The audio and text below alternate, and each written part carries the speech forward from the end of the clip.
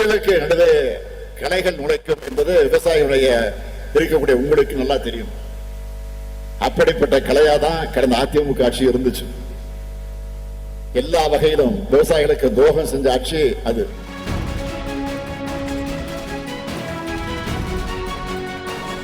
விவசாயிகளின் நலன் காத்த அதிமுக அரசை பயிர்களுக்கு இடையே முளைத்த களை என்கிறார் பொம்மை முதல்வர்.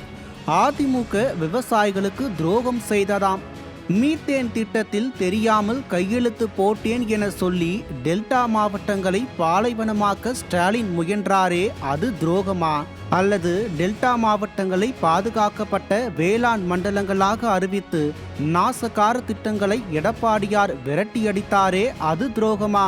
காவிரி நீர் கிடைக்காமல் டெல்டாவில் பயிர்கள் கருகி கொண்டிருந்த நேரத்தில் இண்டி கூட்டணியில் மீட்டிங்கில் கூச்சமின்றி ஸ்டாலின் கலந்து கொண்டாரே, அது துரோகமா?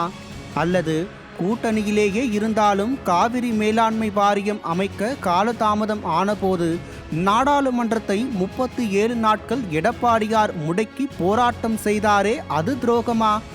4 ஆண்டுகளாக ஒரு மழைநீர் வடிகால்வாயை தூர்வார துப்பின்றி பந்தல் போட்டு ஸ்டாலின் அரசு மறைத்ததே, அது துரோகமா?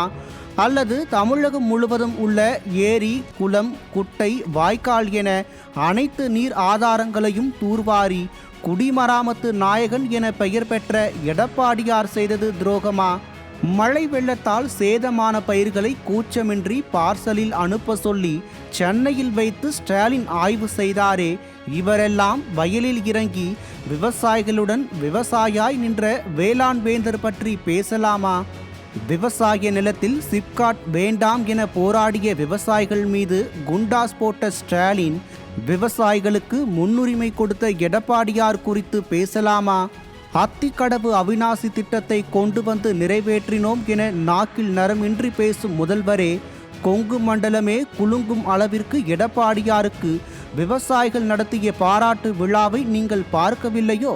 பயிர் காப்பீட்டை பெற்றுத்தர முடியாத, முறையாக நிவாரணம் வழங்க முடியாத, சொன்னபடி நெல், கரும்பு உள்ளிட்டவற்றுக்கு ஆதார விலையை உயர்த்திராத ஸ்டாலின் எந்த முகத்துடன் விவசாயிகளின் முன்பு பேசுகிறார்? ஒரு மூட்டை நெல்லுக்கு 50 ரூபாய் கொடுக்கணும் என நெல் கொள்முதல் நிலையங்களில் ரவுடிகளைப் போல வசூல் வேட்டை நடத்தும் திமுகவினரை கட்டுப்படுத்த முடியாத பொம்மை முதல்வரே, தமிழகத்தில் உள்ள ஒவ்வொரு விவசாயியும் உறக்கச் சொல்லுவார், இந்த விடியா திமுக ஆட்சிதான் பயிருக்கு நடுவே முளைத்த களை என்று. இந்த கலையை அப்புறப்படுத்தும் நாள் வெகு தொலைவில் இல்லை.